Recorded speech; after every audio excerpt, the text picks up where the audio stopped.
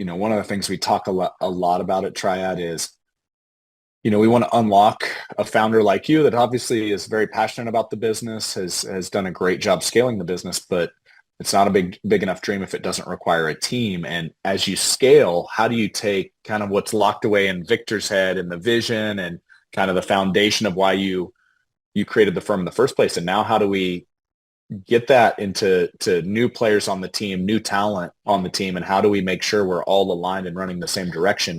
So I think the way that we infuse in the team is it became something that I was, or what I allowed to happen is this be something that I was hammering around and saying and living in a way that was almost nauseating. Like, stop saying it. Please stop saying everything that's in there. I'm done with it. Because I wanted them to see that I believed it. And I think that the best thing that happened by accident was I was already in a coaching mentality with my clients. So, excuse me, with my team. So for me to come back and say, but now this is the clarity of the vision, I didn't have to do two things at once. I didn't have to be clear about the vision, but then also establish that I was there to coach and care for them in some fashion. I got better at the tool set. I got a better idea off of it. And so I'd already gotten some credibility with saying, I care about you. Let me tell you about what that means. And now to say, and I got really clear about how we're going to go and do this. So those two worked together. And I am extremely passionate about especially creating distinctions in people that help them transform their lives. I love that element of it. I'm so sorry that Tony Robbins exists because I like to have been him if it didn't exist already, right? So I want to go create those changes for people.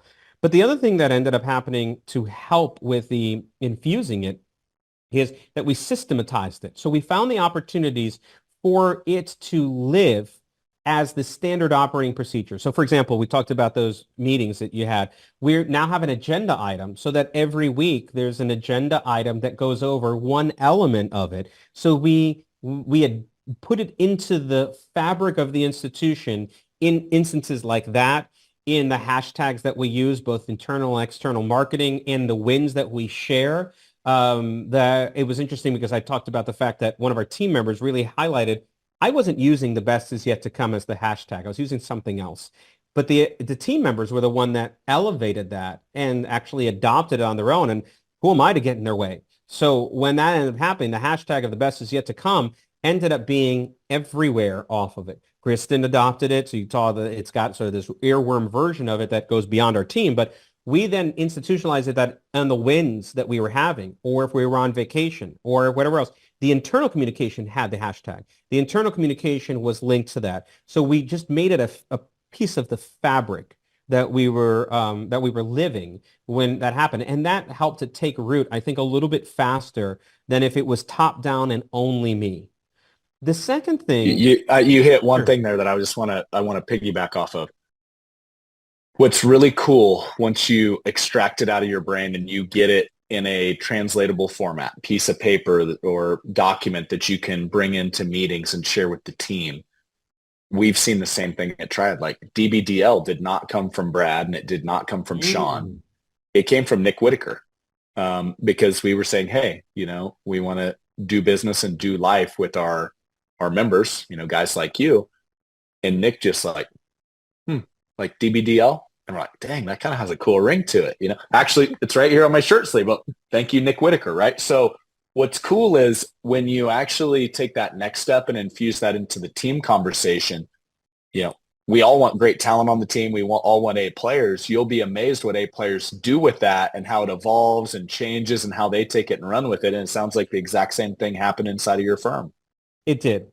And then we come to the part that has got a little bit of grit, but is worth everyone hearing, which is when you have clarity of a vision like that, and you've been running an entity for 15 years at that point in time, I liken it to changing the destination of the bus. So you had everybody in the right seat in the bus, but the bus was going to Albuquerque. And now you said, but we're going to Austin. And people are like, but I don't want to go to Austin. You're like, yeah, I know. And so maybe it's time for you to get off the bus.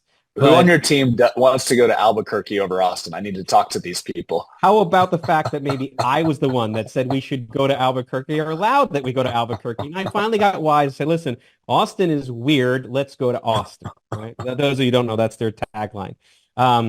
So there was a change that happened because I don't know. Well, I'll say it in the affirmative because I'm confident about this. In doing this, I think it's impossible to be 100% successful, especially with an existing entity, existing team that, maybe as a leader, you botched it a little bit by not being clear sooner, but you allowed something to happen that wasn't clear. And now you're giving a vision that is clear and it's a little bit different. And what we've had to go through over the course of the last year is a certain amount of changeover just around the idea that says we're headed for a different destination. And I do believe as a leader, it's your obligation to those people that agree with your vision and want to go there to not permit or tolerate people to take the steering wheel of the bus and keep you headed to Albuquerque. So from that perspective, Is it fair to say, Victor, on yeah, that? And just to clarify, sure.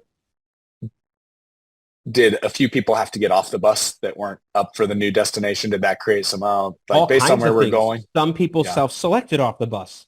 Some people Yeah. I had to stop the bus and get them off the Yeah. bus.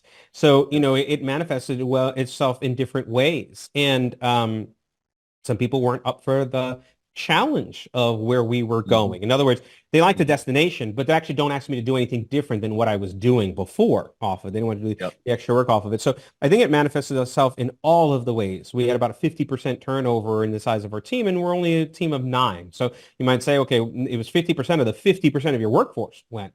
And so we had to endure that as part of the changeover, but there's a silver lining to it.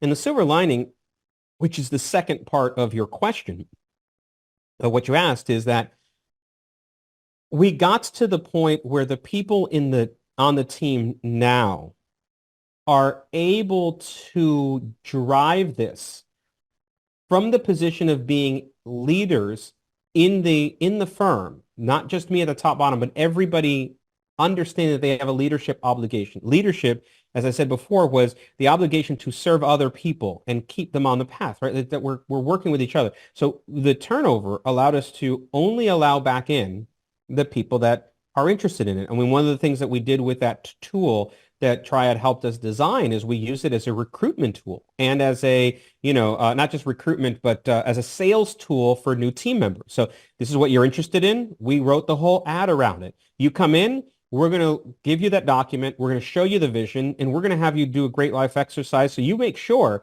that if we're going to lead you through a great life, that you've done the exercise to know what the heck a great life is for you. Because if you're not clear about what a great life is, maybe you're not supposed to be here for where it is. Because we're about leading great lives, not helping you define what that is, let's say. I don't know. I'm just extending an analogy. But the idea was it helped us get a team where people could drive that, and it was a full team effort.